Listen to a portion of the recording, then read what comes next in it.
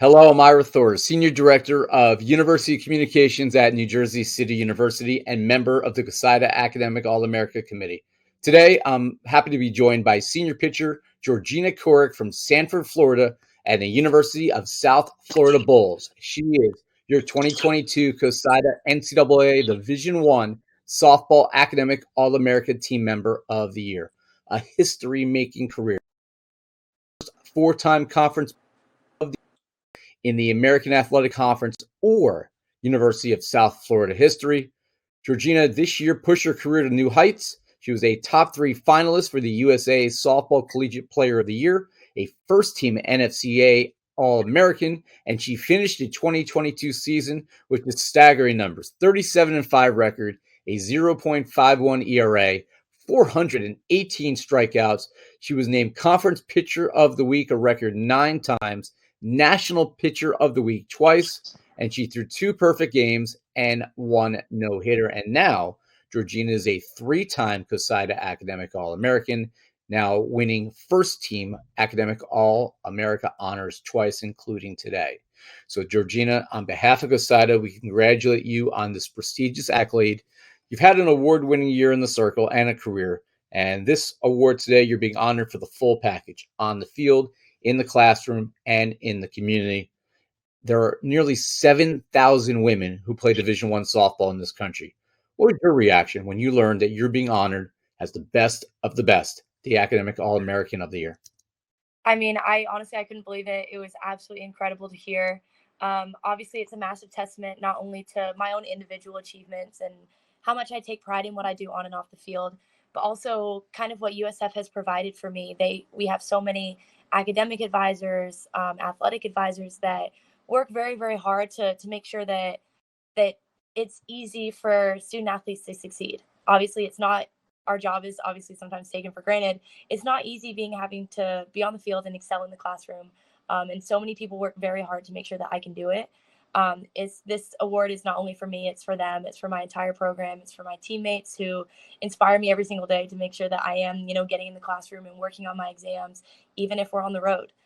So knowing that I've been able to not only do that with my teammates, but also to excel to the point where you guys have recognized it, is absolutely unbelievable to me. And I can't thank you enough for this. So we always like to throw in a little extra history, and what's notable is you are, we believe, the first student athlete in USF history to be named Academic All-America of the Year in any sport. So for you to be the first to leave another meaningful legacy, what does that mean to you personally? It means a lot. Obviously, we work very hard, not because we think that we need to be recognized, but because we enjoy doing what we're doing. Knowing that USF has given me the opportunity to excel to the level that I did on the field, but then also to be able to etch my name in the record book of history for this program means a lot to me because they have given me everything that I've used to succeed. They have given me this avenue to meet the people that will change my life and to play the sport that has made me into who I am. Being able to give back to them in such a meaningful way as to break history per se just means the world to me. Obviously, someone had to do it. I'm really glad that it was me. But I take a lot of pride in that because I take a lot of pride in this university and what I've been able to do here. So being able to be another part of their history is just inexplainable for me. You certainly should have a lot of pride, and your team had another tremendous season as well. They went 45-16, reached Game 3 of the NCAA regionals, and this is on top of regional runs in both the 2019 and 2021 campaigns. But what was special about this season, and what will you take away from helping lead your team deep into the postseason again? I think the biggest attitude change that I noticed in the previous years was pre and post COVID. Coming into this year, we had not only a new squadron who had come in off of maybe high school where they hadn't been able to go to their proms, hadn't been able to go to their homecomings due to COVID. And then you had the seniors and the juniors of college who had known what it was like to play collegiately prior to COVID, and then what it was like to have the opportunity taken away from you. So going into every single game this year, especially going into the Clearwater tournament, which was really our first very meaningful run as a team, every single girl on the field knew what it was like to want to play your sport and not be able to. So suddenly having that opportunity provided for us again meant that we were never going to take it for granted. So I think, historic run that we made this year was largely attributable to just the collective attitude of everyone, from the staff to the players to the people who work behind the scenes. We all knew how much we wanted to be there because we knew what it was like to have that taken away from us. So I would definitely credit a lot of how we succeeded on the field this year to just our attitude change of finally fighting for the girls next to us, because we wanted them to be on the field just as much as we did. Now, there are so many individual honors and records you've achieved. We talked about some of those honors in our opening, but the numbers are just incredible. You've thrown 8 solo no-hitters in your career. You struck out a school record 19 batters in a game against Florida Gulf Coast. You entered the regionals this year leading the country in innings pitched, shutouts, strikeout to walk ratio, strikeouts, victories. You've earned yourself a place in the NCAA record book when you tossed the 7th longest streak of scoreless innings in NCAA D1 history. And then you complete your collegiate career having broken at least 39 different USF or American Athletic Conference records. And statistically, you finish your career 113 wins, 55 shutouts, and just a eye-opening 1,302 strikeouts. You're a 3-time All-American. You're a 26-time Conference Pitcher of the Week, 5-time National Pitcher of the Week. I mean, these are just dream accomplishments. Now that you've had a little bit of time to digest what you've achieved, is it possible to put into words what you're most proud of, and why would that be? What are you most proud of? I think when everyone lists all the awards and accomplishments and everything, that obviously it's incredible. It's really cool. They make those awards to give them out. So it's one of those things where I take a lot of pride in doing so well every single year, because it meant that I was competing against different people every year and still finding success. But one thing that I take a lot of pride in would be, I actually had a knee surgery my sophomore year. That was kind of one of those hills that as a student athlete, you're either going to get over it or you're not. I was really nervous having it. A lot of people told me that I would never be able to throw the same way that I'd thrown before going into it. And coming out of that knee surgery, I did intensive rehab for months. I worked really, really hard to get back on the field. And my first career win after coming off that knee surgery was at Arizona against Arizona. And that was an incredible team win. It was my first full game that I'd thrown off of my knee surgery. I had only just been cleared to even get on a plane to fly out there. I always think about that as kind of my turning point as a student athlete, realizing that I could have gone through that struggle and been at probably the lowest physical place of my entire life and come through it stronger. Then there was nothing that I couldn't do. So obviously I pitched following for the next 3-4 years. And just coming off of that and realizing what I was able to do, it felt like there was nothing that was going to stop me. So I think that was a really big turning point for us as a team and for me as an individual that I carried through the rest of my life, because I've known what I can put up with now and what I can get stronger from. And this is just, it's always going to be a small hump compared to that massive mountain and I feel like I have to climb. See, it just goes to show that sometimes the greatest accomplishments do not show up in the box score, and you just demonstrated that yet again. Mm-hmm. So I want to turn to academics. You graduated last year, 2021, with a degree in marine biology and with minors in psychology and environmental policy. You had a 3.68 GPA. To top that, you're now pursuing a master's degree in global sustainability, and you had a perfect 4.0 GPA. Can you tell us about your choices in academics and why you chose to study them? I actually, I grew up on the water.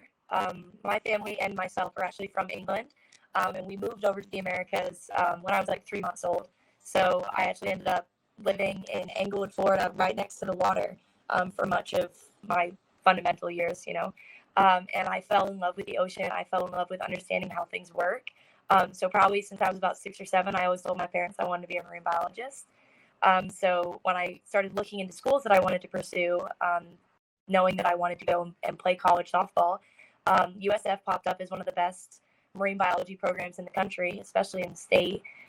So they were actually my first school to offer me, and coach was amazing. He was like, I'll take you around, show you everything there is to see, and give you time to decide if this is going to be the program for you, because you look like you kind of know what you want and you look like you care a lot about your academics. So like, please go and find other schools that could provide that for you as well. And I did. I went and looked at other schools, and nothing compared to USF with what I wanted to do. And I stuck with it. it was one of those things that as soon as I got into the classes, I realized they were exactly what I wanted to do. I was passionate about learning those things. And it made it easy for me to show up in class every single day and study for my exams and be reading textbooks on the planes when we're flying to middle of nowhere, Wichita, Kansas. You know, it's one of those things that I took a lot of pride in it because I loved learning. So realizing that I was going to finish my undergraduate too fast for me to keep playing softball, I picked up minors and things that I thought would interest me.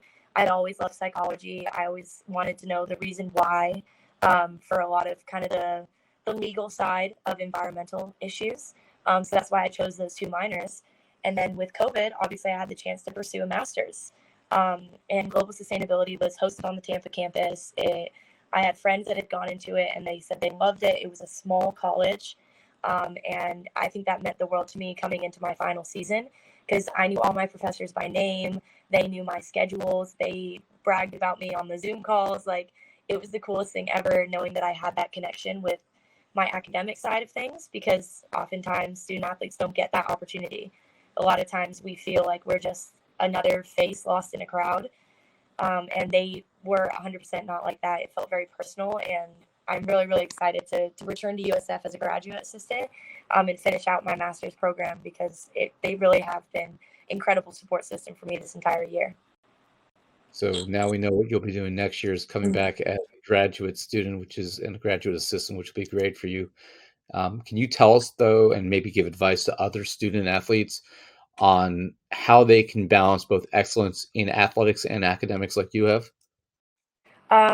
I think it's one of those things that as a student athlete, you take a lot of pride in how hard you can push yourself to excel on the field.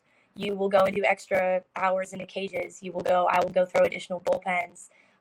You feel very self-motivated because you take a lot of pride in what you do and you want to be the best. I would say my greatest kind of change of attitude that I experienced was realizing that you can compete in the field or in the classroom as well.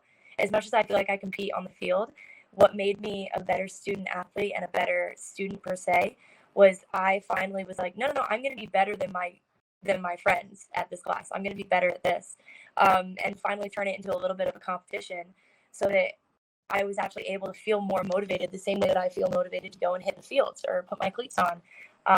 It was one of those things where I would make friends in the classrooms so that we could then become a team together. And I had my teams in my classrooms. I had my teams on the field.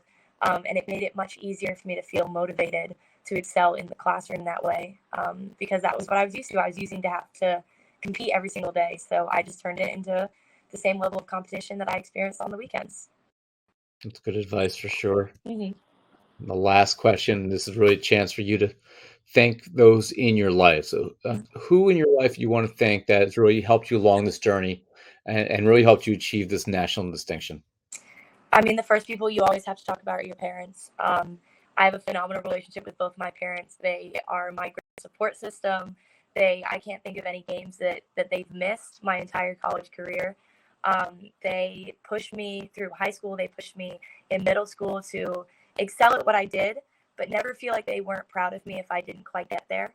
And I think that was an amazing distinction for me because it meant that I could actually do what I wanted to do and take pride in what I did without ever being worried that I was disappointing anybody, which really, it gives you this amazing emotional freedom to be who you want to be and actually love what you love doing. And so I always have to talk about my parents, John and Sally, because they have shaped me into the person I want to be and who I am now. My head coach, Ken Erickson, he has been nothing but a supportive role model and, emotional father figure for us growing up and playing for him for 4 or 5 years now. I've made an amazing relationship with him that I don't think I could change for anything in the world. And I definitely have to thank my teammates.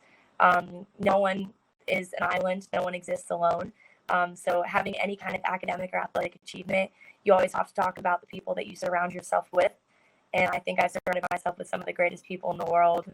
They push me to be better every single day, and they inspire me with what they're able to do in things that I couldn't even fathom.